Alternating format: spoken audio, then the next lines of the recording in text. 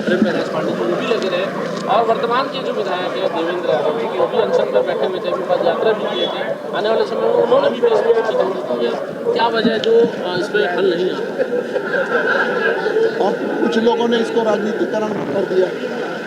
ये तो सेवानिवृत्त कार्मिक कल्याण संघ हमारा हम लोगों ने बनाया, जो यहाँ जितने लोग खड़े हैं ये वही लोग हैं जो पीड़ित हैं।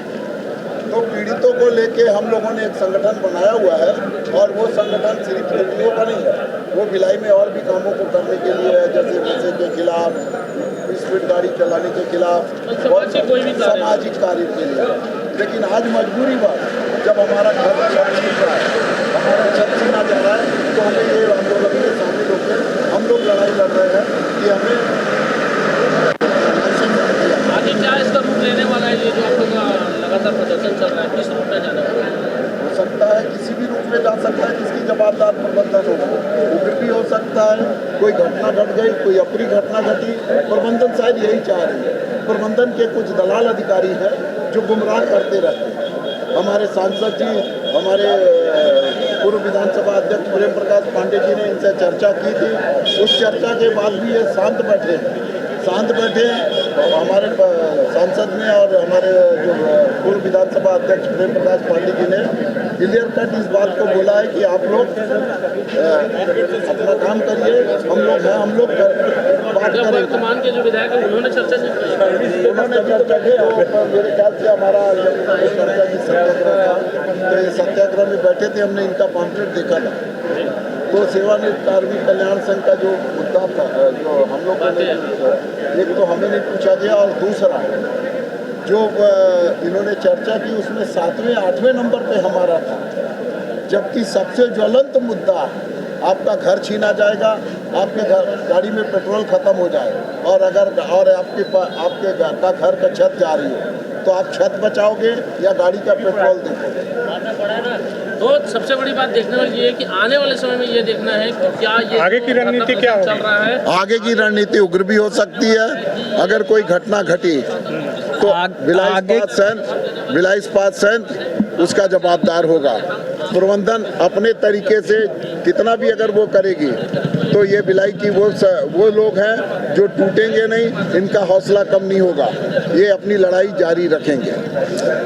आज आप लोग सोचिए कि हम लोग 9-9, 10-10 लाख रुपया जमा करने के बाद बिना ब्याज लिए इसके बाद 32 गुना किराया दे रहे हैं। इसके बावजूद यदि 24 रुपया प्रति स्क्वायर फीट और गैरों को 8 रुपया प्रति स्क्वायर फीट के दर से वसूला जा रहा है, इसका मतलब जिन्होंने अपनी सारी जिंदगी यहाँ पर प्लांट के उन्नति में, देश की उन्नति में लगाया है, उनके साथ ऐसा दुर्व्यवहार किया जा रहा है, तो इसकी परिणति बहुत भयानक हो सकती है। ये शायद प्रबंधन को मालूम नहीं है कि ये मिनी इंडिया है, यहाँ भारत के हर प्रदेश के लोग यहाँ पे रहते हैं, और जब सारे लोग एक साथ इकट्ठे होंगे अपनी अपनी दुखों के साथ, तो इसका परिणाम आगे आने वाला समय ऐसा होगा कि बीएसपी को चलना यहाँ दुश्वार होगा, ये निश्चित है।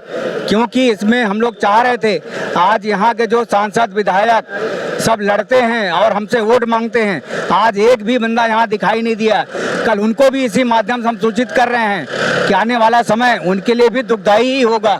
इन्हीं शब्दों के साथ हम एक बार पुनः प्रबंधन से आग्रह करते हैं कि हमको भी गैरों की तरह हमको भी लाइसेंस पद्धति पे लाया जाए, और हमसे जो उनके साथ किराया लिया जा रहा है हम देने के लिए तैयार हैं और उनके साथ कोऑपरेट करने के लिए तैयार हैं। क्यों? आज इस पूरे टाउनशिप में कम से कम 2000-3000 क्वार्टर ऐसे हैं जो खंडहर में तब्दील हो चुके हैं, वहाँ रहने लायक नहीं है। उसको ये रिपेयर कराएं, उसको हमको दें, हम उसको लेने के लिए तैयार हैं, लेकिन हमारे साथ सौतेला व्यवहार ना करें। 11 बार की ट्रॉफी हम लोगों ने दिलवाई है, और आज बुजुर्गता में ना हमें पेंशन है ना कुछ है, जीने का और कोई अलग से माध्यम नहीं है, फिर भी हमसे 32 गुना किराया दे ही रहे हैं। इसके बाद 24 रुपये स्क्वायर फीट देना मुमकिन नहीं है। इसलिए प्रबंधन से आग्रह है कि अपना ऑर्डर वापस लें। और अगला कदम क्या होगा? अगला कदम बहुत उग्र होगा भाई। यदि बात नहीं मानी जाएगी, एक बार 2 बार चेतावनी देने के बाद गेट को घेरा जाएगा, पब्लिक को जाने नहीं दिया जाएगा, मशीनों को बंद करवाया जाएगा, क्योंकि वहाँ भी जो काम कर रहे हैं हमारे ही भाई हैं। आज नहीं तो कल उनके ऊपर भी यही चीज़ आने वाली है। इसलिए हमारा आग्रह रहेगा, सभी पूरे भिलाई टाउनशिप को लेकर हम उग्र आंदोलन करेंगे। आपका परिचय दे दीजिए। मैं RN सूर्यवंशी। कब रिटायर हुए आप? आज से 5 साल पहले जी। नमस्कार। आपके चैनल के माध्यम से मैं बताना चाहूँगा, मैं सुभाष चंद्र मेश्राम भिलाई इस्पात संयंत्र का भूतपूर्व कार्मिक हूँ और आज जो यहाँ पे आप कितना साल हो गया? मुझे रिटायरमेंट को 5 साल हो गए जी। तो साथियों मैं बताना चाहूँगा कि ये जो संयंत्र का भूतपूर्व कर्मचारियों का हुजूम दिख रहा है और जो आप बैनर पोस्टर में देख रहे हैं सेवानिवृत्त कार्मिक कल्याण संघ, हम भिलाई स्टील प्लांट के वो कर्मचारी हैं जिन्होंने इसी संयंत्र को 11 बार प्रधानमंत्री ट्रॉफी दिलवाई थी।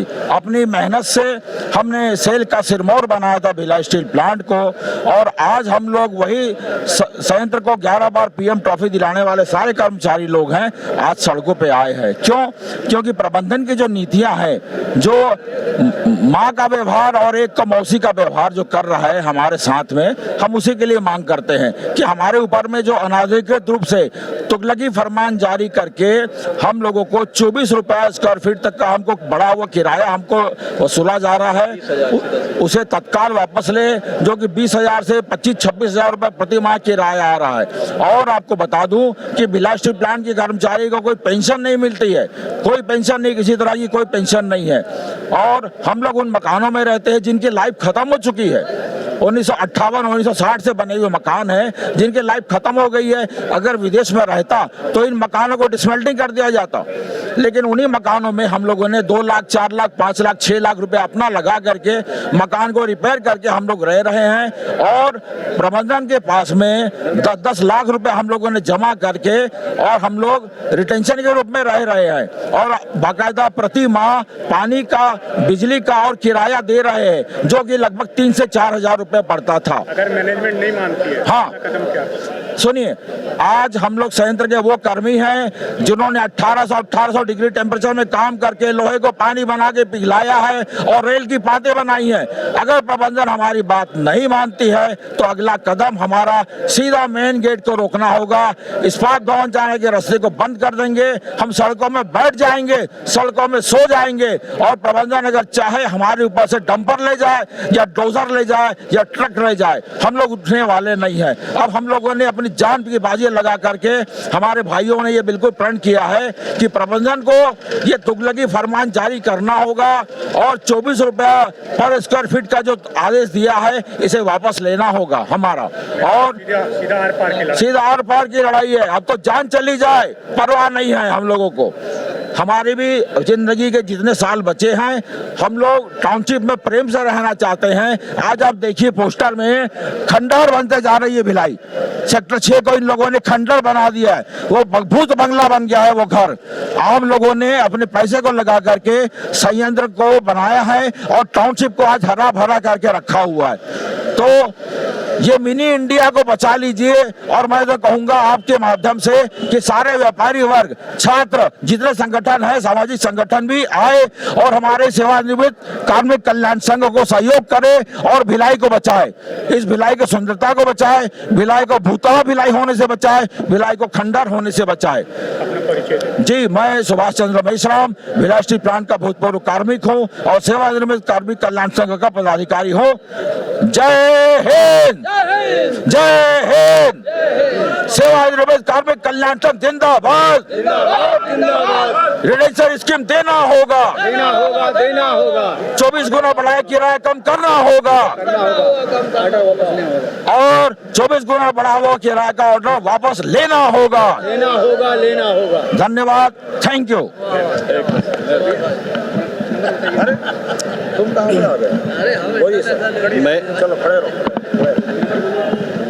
मैं भिलाई स्टील प्लांट का भूतपूर्व कर्मी हूँ, श्याम बिहारी प्रजापति। मैं ये बताना चाहता हूँ मैनेजमेंट को और जनता को, और मेरी आवाज़ को दिल्ली तक पहुँचाई जाए। इसके हिसाब से जो मैनेजमेंट है वो मैनेजमेंट ये ऐसा किराया क्यों बढ़ा है, इसके पीछे बहुत बड़ी लॉजिक है। ये लोगों को घर खाली कराना चाहती है, घर को खाली करा के ये अवैध कब्जा करवाती है, अवैध कब्जा वाले से पैसे वसूलती है। यही काम में भोग रहे। पता चला ये हाँ, विशेष आप पूरा उसको सिर्फ जमीन देना है। हाँ, तो ये सब चीज़ें हैं, बिल्कुल सही बोल रहे हैं आप। विशेष सूत्रों से पता चलता है कि एक कंपनी हाँ जमीन देना, हाँ, लेकिन यहाँ पर अवैध कब्जा कराने का कारण वही है।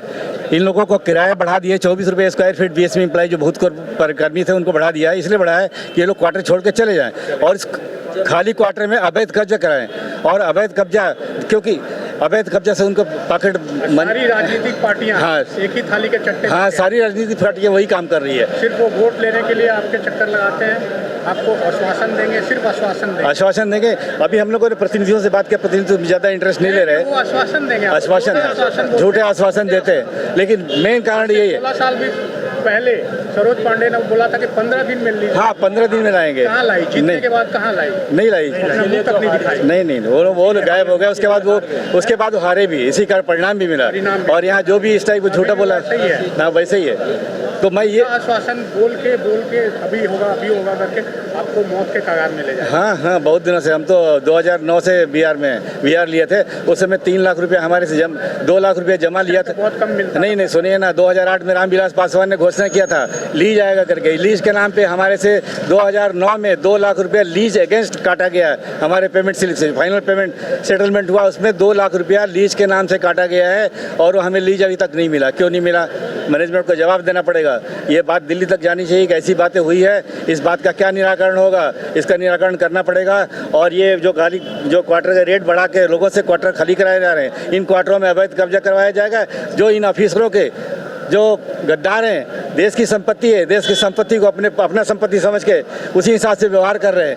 वो ये Bhilai steel plant public service है, पब्लिक गवर्नमेंट की है सर्विस। अगला कदम क्या होगा? अगला कदम ये होगा कि जब तक हमारा मांग पूरा नहीं होगा, ये रिटेंशन का जो रेट बढ़ाए हैं क्वार्टरों का प्रति 24 रुपये स्क्वायर फीट, उसको कम नहीं किया जाएगा, तब तक ये हमारा आंदोलन चलते रहेगा।